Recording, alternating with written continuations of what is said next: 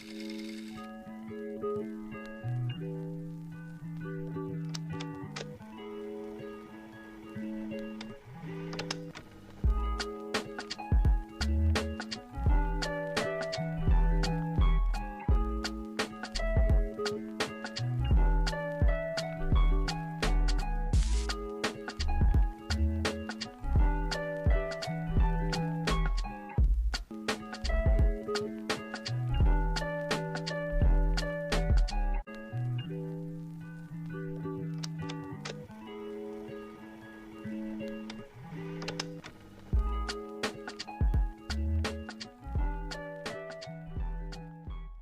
guys, and welcome to another video. And as some of you may know, I've been in Bulgaria for a couple of weeks, and I just thought I'd share a little bit of the trip, just show some sights, and so maybe some of you guys can see the places. We're currently on a bit of a, not hike, but a bit of a walk up to the top. We're currently in Vratsa, and then at the end of the video I'll show a little compilation of the videos I've got in Sozopol. So yeah, we are currently walking up a lot of stairs. It's about 28-29 degrees, it's quite hot, and it's about 5:30 in the afternoon, so it's cooled down from the middle of the day. So yeah, enjoy some of these videos. It's just a little bit of Vratsa, and yeah, and after that there's a little bit of Sozopol as well.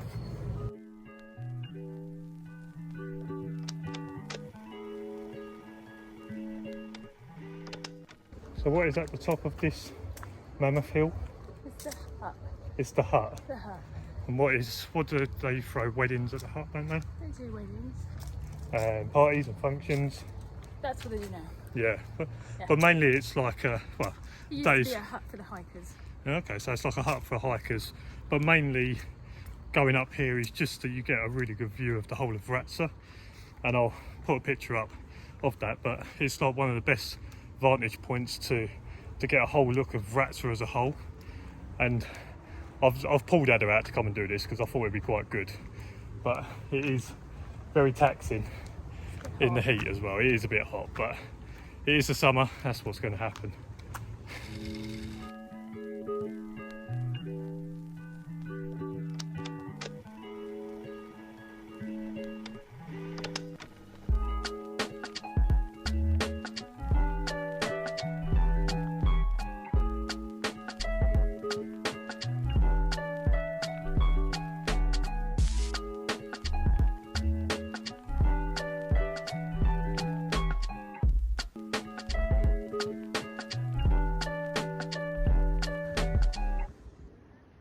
So just for reference, in the middle of the picture is Ada's mum and dad's block where we stay, and then trees that are just down and left to it is the military base of is it the Bulgarian army? Yeah, it is the Bulgarian army. So you've got a big patch of trees in sort of middle left, that's the military base, and the block just right of it is the block in which mum and dad live in. So that gives you some reference to how far we've walked in order to get to where we are now. And here we have the fiancée looking over the land that she surveys. She's looked back, she can hear me, but she is looking out to all that she owns, the Queen of Vratsa. And who is this guy up on the horse? He is to do with the freedom of the town from the Turks. The freedom of the town? So he was in control of the freedom of the town of the Turks? Yeah, they fought for the freedom. Okay. Ottoman Empire with... Why has the horse got such big balls? Well, that's how it goes. That's how it is.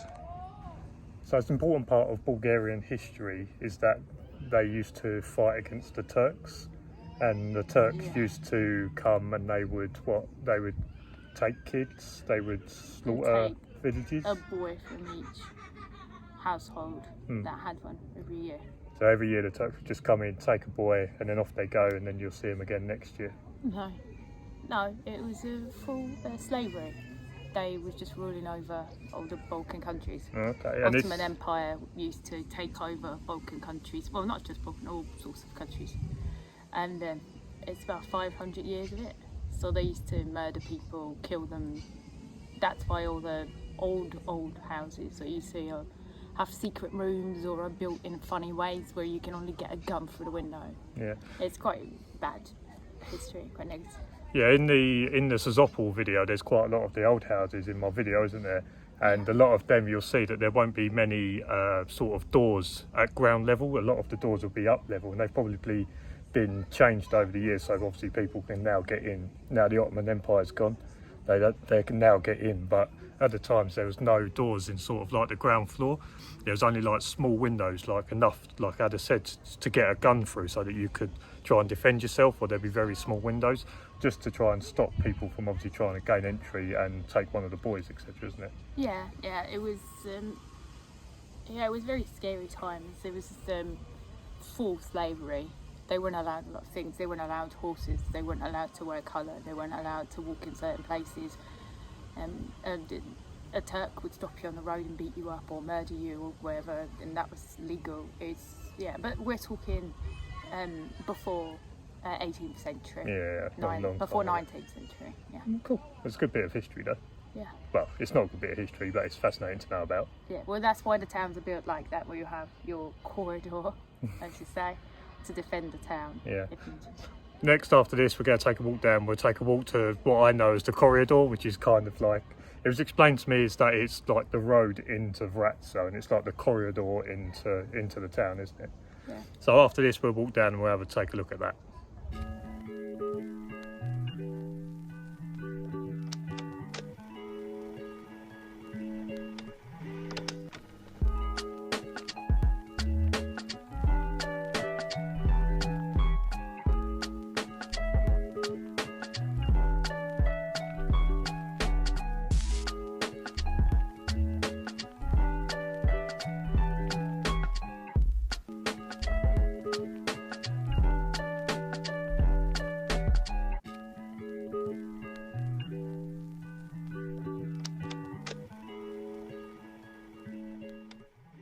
Now, my only concern walking through here is the fact that there are rubble and rather large objects that have rolled down from the mountain, which doesn't fill me with much confidence that I might not catch one in the side of the head.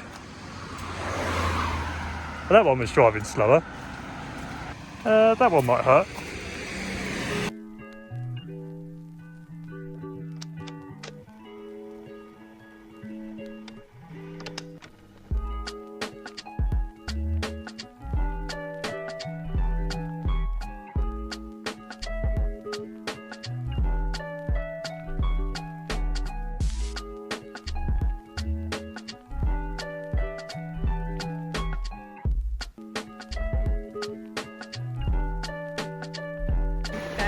Look, they made a little pool over there, and over there on that side, the stones are actually put there by people that come here To make little swimming pools.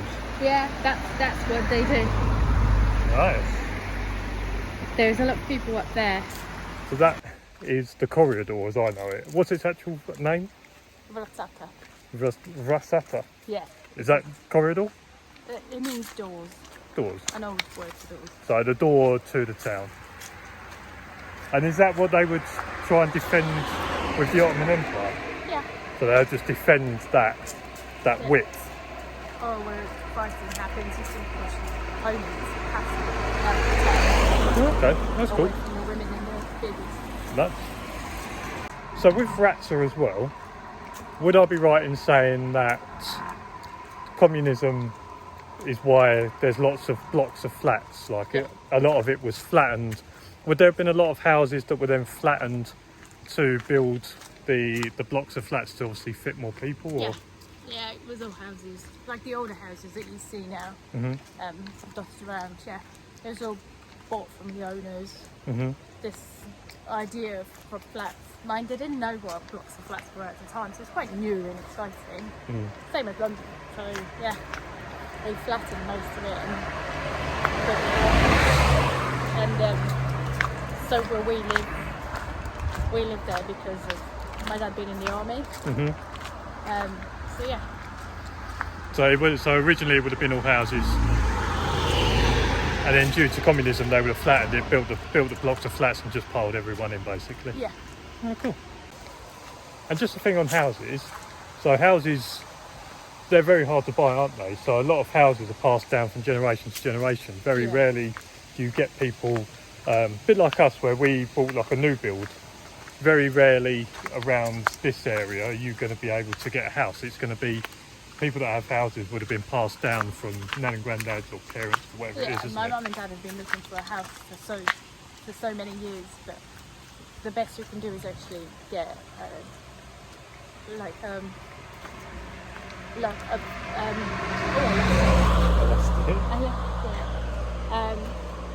story from a house. Alright, so a house to be split into two, say. Where are we going?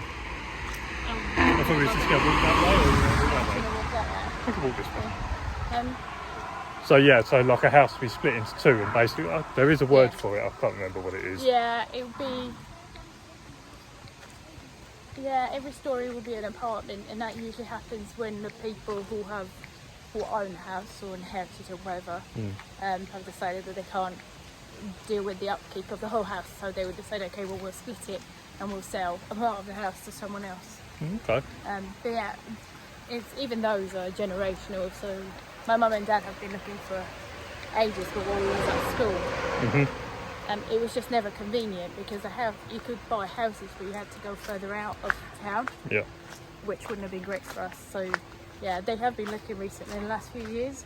We have to go right in the outskirts and build a house basically from scratch.